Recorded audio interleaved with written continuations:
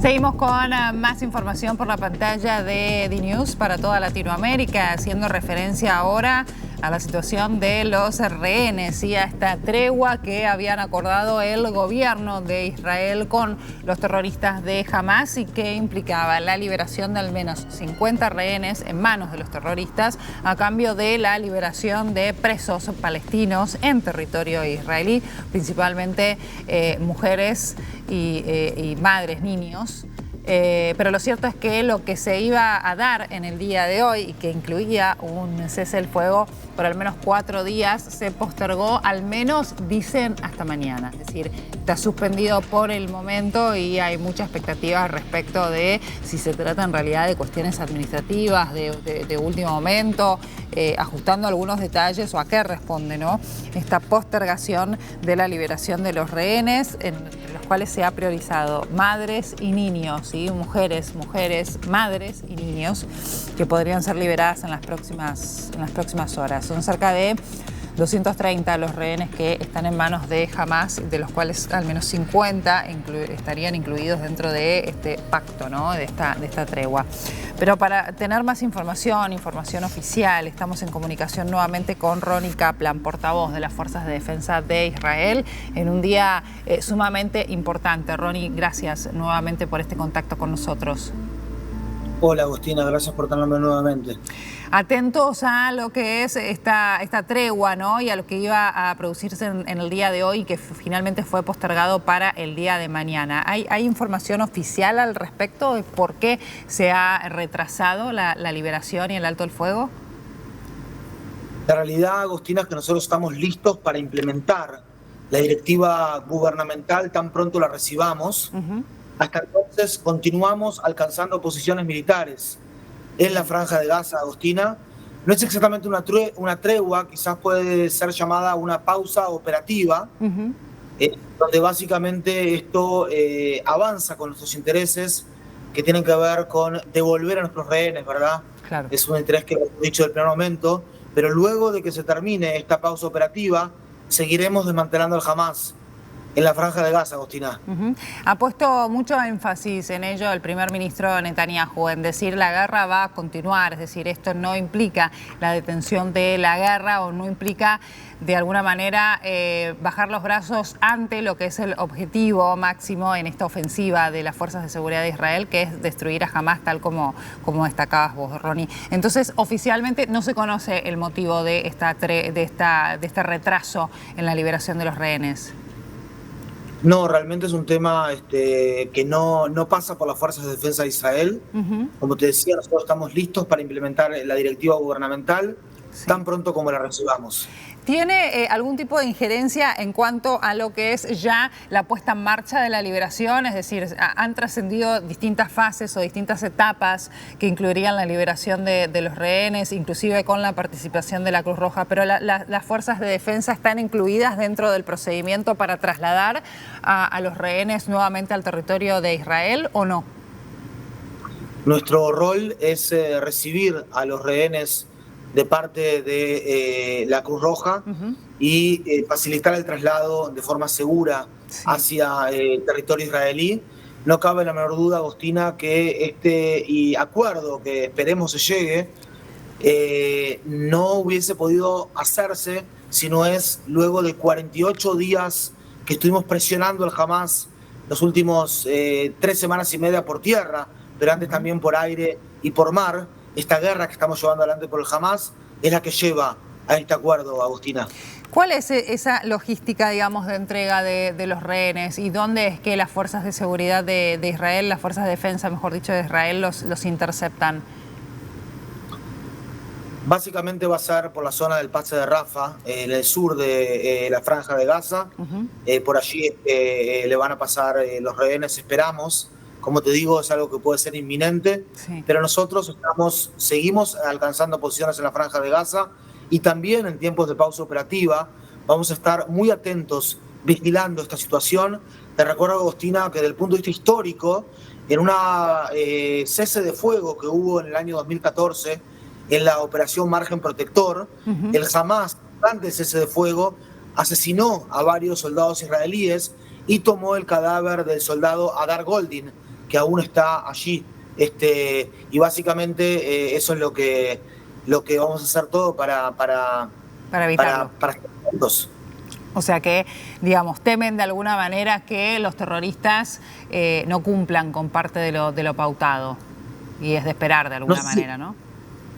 Básicamente estamos atentos a que las cosas se den según lo pactado, y en caso que se abra fuego contra nosotros, vamos a ver también defendernos. De ninguna manera vamos a abrir fuego, vamos a cumplir al pie de la letra lo que diga el gobierno israelí, pero si se abre fuego vamos a saber defendernos. Ronnie, ¿hay una identificación, digamos, de los rehenes que van a ser liberados, independientemente de lo que ha trascendido, que serán mujeres, madres y niños, pero saben la identidad? Jamás ha querido todo el tiempo que terroristas convictos en cárceles israelíes sean intercambiados por mujeres y niños. Sabemos que van a llegar mujeres y niños aquí a Israel, pero no tenemos una identidad específica, de eso es parte del drama que está viviendo la sociedad israelí. Sí. Las familias que están a la espera, ¿no? Después de tantos días, digo, y aquellos que tengan la suerte efectivamente de recibir a sus familiares sanos y salvos en las próximas horas, y aquellos que tendrán que seguir esperando, siquiera sin saber en qué estado se encuentran. Había trascendido que parte de la negociación, digamos, entre el gobierno y los terroristas era también que accedieran, que la Cruz Roja pudiera tener acceso al lugar donde están el resto de los rehenes para al menos constatar cuál es su estado de salud. ¿Esto es así? Así lo escuché también en la prensa, y pienso que sí, que es de esa manera, pero uno nunca sabe si se puede confiar en el Hamas o no. Esperemos que así se haga, porque 48 días la Cruz Roja Internacional no ha visto a ninguno de los rehenes, y aún siendo un crimen de guerra, tomar rehenes, lo mínimo es ver su situación de salud, Agustina. Sin lugar a dudas. Hablando ya de la operación de ofensiva por parte de las Fuerzas de Defensa de Israel, ayer hubo novedades importantes, han difundido nuevas imágenes, nuevos videos de túneles que han encontrado más todavía debajo del hospital de Shifa, y paralelamente han tomado el control también del centro de operaciones de Hamas. ¿Dónde se encontraba el centro de operaciones de los terroristas? La realidad, Agustina, es que, como tú decís, en Shifa encontramos un otro túnel más de 50 metros que pasa por debajo del hospital, lo que muestra a las claras que lo que veníamos diciendo hace días, que jamás tiene cuartos de comando y control, infraestructura terrorista dentro del hospital, es algo que estamos demostrando, es algo que estamos mostrando al mundo, y no he visto aún, Agustina, ningún tipo de disculpas por parte de algunos elementos en la comunidad internacional que decían que Israel entró en Shifa, pero que no había allí infraestructura terrorista. Claro. En este momento, estos cuarteles que estamos tomando del Hamas y bastiones están principalmente en la zona de Jebalia, una de los barrios al norte de la Franja de Gaza, un barrio grande, una zona grande en el norte de la Franja de Gaza. Hemos ya concluido el rodeo o el embolsamiento de Jebalia, y allí son los cuarteles que estamos tomando en estos el día de ayer, en realidad, Agustina. Respecto del hospital Shifa, ¿cuál es la situación actualmente? Es decir, ¿quedan pacientes allí en el lugar? ¿Han sido todos trasladados? Que también es parte de, bueno, el cuestionamiento internacional, ¿no?, que hacían algunas naciones. ¿Cuál es la situación puntualmente? Porque hemos visto los videos con los túneles y algunos centros de operaciones de los terroristas allí mismo, cuando conviven imágenes de aparatos digamos, médicos con armas y chalecos de los terroristas. Pero hoy por hoy, si tuvieras que hacer una descripción de cómo se encuentra el hospital, ¿cuál es la realidad? Estamos en el día 8 de la operación quirúrgica de nuestras fuerzas especiales dentro del hospital. Tenemos dos misiones concretas allí. Por un lado, revelar la infraestructura terrorista de Hamas, pero por otro lado también darle ayuda humanitaria a la población, allí a los pacientes y al personal médico, a los médicos dentro del hospital. Hemos ingresado allí con incubadoras, con comidas para bebés, con suministros tipo agua, todo tipo de comida allí para los pacientes, y también combustible.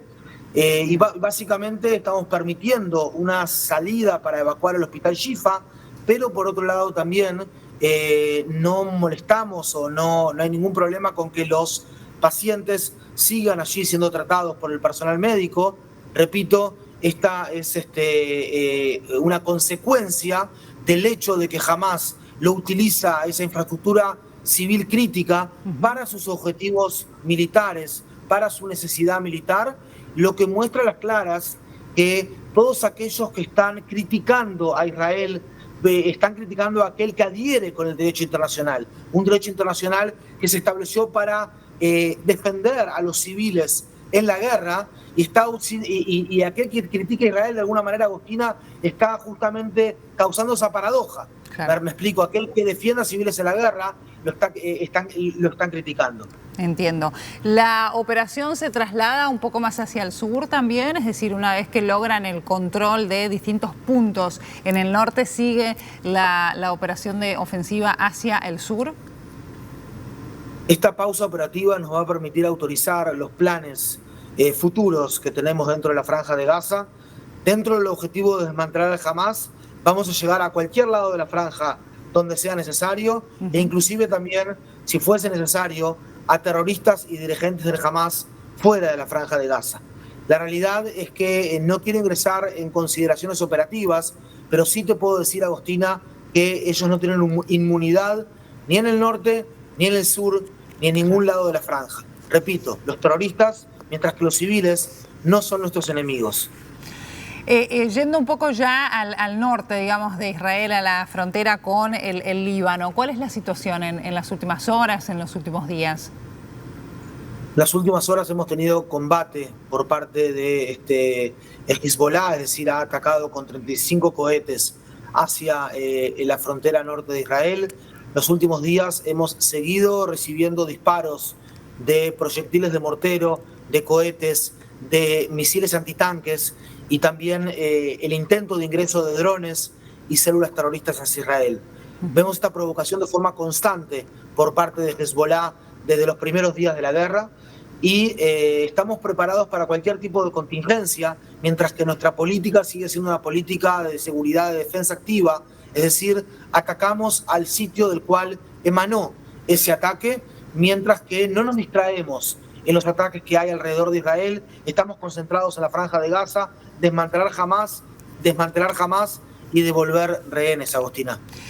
Ronnie, recuerdo las primeras semanas, los primeros días, mejor dicho, ustedes recorrían los distintos kibbutz del sur y han visto en primera persona la destrucción, el dolor, cómo ha quedado, ¿no?, parte de esa zona de Israel, y los cuerpos que habían quedado allí de los ciudadanos que fueron brutalmente asesinados por los terroristas de Hamás. ¿Cuál es la situación hoy? ¿Hay gente que ha podido regresar a sus hogares? ¿Depende del kibutz? ¿Cuál es la asistencia que también se le brinda?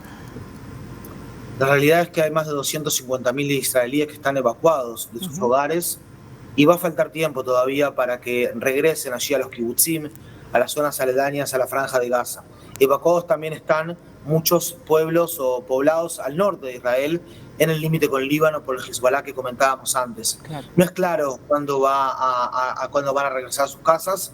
Nosotros de la Fuerza de Defensa de Israel, te repito, estamos haciendo todo para restaurar la percepción de seguridad y la seguridad de toda la población israelí, empezando por aquellos que fueron las víctimas de la masacre del 7 de octubre, y toda la sociedad civil por un lado y el gobierno por otro están embanderados para apoyar a esas familias que tanto están sufriendo en este momento.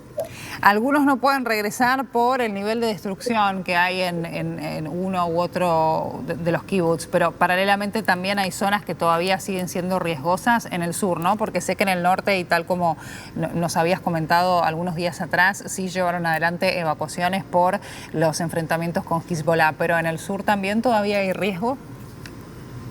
En el momento que contuvimos al Hamás y que en realidad nos acercamos a ellos y pasamos la guerra a su territorio, hace ya prácticamente 3 semanas y media, el riesgo de una invasión por parte de Hamás es menor, siempre existe, hay intentos esporádicos, pero nada que haya pasado en los últimos días, mientras que siempre está el riesgo de lanzamiento de cohetes por parte del Hamás.